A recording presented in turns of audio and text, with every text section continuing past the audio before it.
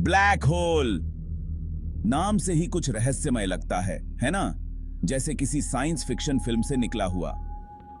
ये खगोलीय पिंड ब्रह्मांड की सबसे आकर्षक और शक्तिशाली चीजों में से एक है। सोचो, एक ऐसी जगह जहां गुरुत्वाकर्षण इतना शक्तिशाली है, इतना तीव्र है कि कुछ भी, यहां तक कि प्रकाश भी, इसकी चपेट से बच नहीं सकता। यही है ब्लैक होल। बहुत समय तक ब्लैक होल सिर्फ एक थियोरेटिकल कॉन्सेप्ट थे, जिनका अस्तित्व आइंस्टीन के थ्योरी ऑफ जनरल रिलेटिविटी से प्रिडिक्टेड किया गया था। लेकिन अब एस्ट्रोनॉमी में तरक्की की वजह से हमारे पास इनके अस्तित्व के ठोस सबूत हैं। हमने इन कॉस्मिक जायंट्स की तस्वीरें भी ले ली हैं, जो ये कंफर्म करते हैं कि जो कभी सिर्फ वैज्ञानिक कल्पना थी, वो हकीकत है। तो ये रहस्यमयी चीजें बनती कैसे हैं? एक ब्लैक होल की कहानी एक विशाल तारे की मृत्यु से शुरू होती है, जो हमारे सूरज से कई गुना बड़ा होता है। जब ऐसा तारा अपने न्यूक्लियर फ्यूल को खत्म कर देता है, तो वो अपने ही भार को संभाल नहीं पाता। इसका कोर खुद में ही कोलैप्स हो जाता है, जिसके परिणाम स्वरूप सुपरनोवा एक्सप्लोजन होता है, जो एक बहुत बड़ा कॉस्मिक इवेंट होता है और बहुत दूर से दिखाई देता है। अगर बचा हुआ कोर काफी मैसिव है, तो ग्रेविटेशनल कोलैप्स लगातार जारी रहता है। कोर एक इन्फिनिटली स्मॉल पॉइंट में सिमट जाता है, जिसे सिंगुलैरिटी कहा जाता है। यह सिंगुलैरिटी एक अदृश्य सीमा से घिरी होती है, जिसे इवेंट होराइजन कहा जाता है, और यही वो पॉइंट है जहां से वापसी पॉसिबल नहीं है।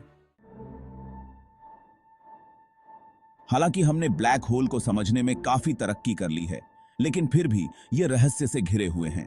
हम जानते हैं कि उनके पास बहुत बड़ा ग्रेविटेशनल पुल होता है, जो अपने आसपास के स्पेस और टाइम को बिगाड़ सकता है। हम यह भी जानते हैं कि गैलेक्सीज के इवोल्यूशन में उनका बहुत इंपॉर्टेंट रोल होता है। ये स्टार्स के बनने और गैलेक्टिक सेंटर्स के डायनामिक्स को प्रभावित करते हैं। हालांकि कई सवालों के जवाब अभी भी नहीं मिले हैं। ब्लैक होल में गिरने वाली इंफॉर्मेशन का क्या होता है? क्या यह हमेशा के लिए गायब हो जाती है? क्या यह फिजिक्स के फंडामेंटल लॉज का उल्लंघन करती है? सिंगुलैरिटी के अंदर ब्लैक होल के केंद्र में क्या है? ये ऐसे सवाल हैं जो साइंटिस्ट्स को उलझाते रहते हैं और इन रहस्यमयी चीजों के बारे में हमारी जिज्ञासा बढ़ाते हैं। Section 4, peering into the abyss, the event horizon and beyond. Event horizon को अक्सर ब्लैक होल के आसपास के उस पॉइंट के रूप में वर्णित किया जाता है जहां से वापसी पॉसिबल नहीं है। यह वो सीमा है जहां से आगे ग्रेविटेशनल पुल इतना स्ट्रांग हो जाता है कि प्रकाश के लिए भी एस्केप असंभव हो जाता है। लेकिन इवेंट होराइजन पर और उसके पार वास्तव में क्या होता है? वर्तमान वैज्ञानिक समझ ये बताती है कि जैसे ही कोई ऑब्जेक्ट इवेंट होराइजन के पास पहुंचता है, वो खिंचता है और लंबा हो जाता है।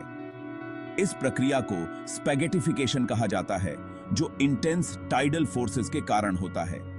एक बार जब कोई ऑब्जेक्ट इवेंट होराइजन को पार कर लेता है, तो उसके बाद क्या होता है, ये अभी भी अटकलों का विषय है, क्योंकि कोई भी इंफॉर्मेशन वापस नहीं आ सकती। Section 5, black holes and the universe, unravelling the cosmic tapestry. Black hole का अध्ययन केवल इन आकर्षक चीजों के रहस्यों को सुलझाने के बारे में नहीं है, यह ब्रह्मांड को समझने के बारे में है।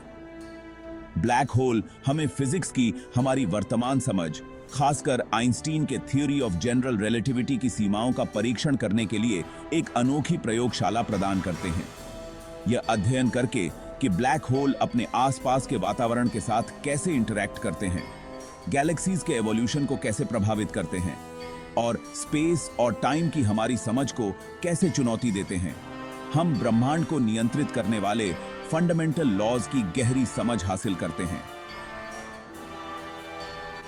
ब्लैक होल का अध्ययन अज्ञात में एक यात्रा है, ब्रह्मांड के सबसे एक्सट्रीम वातावरण को समझने की एक खोज है और ऐसा करके ब्रह्मांड के रहस्यों को उजागर करना है।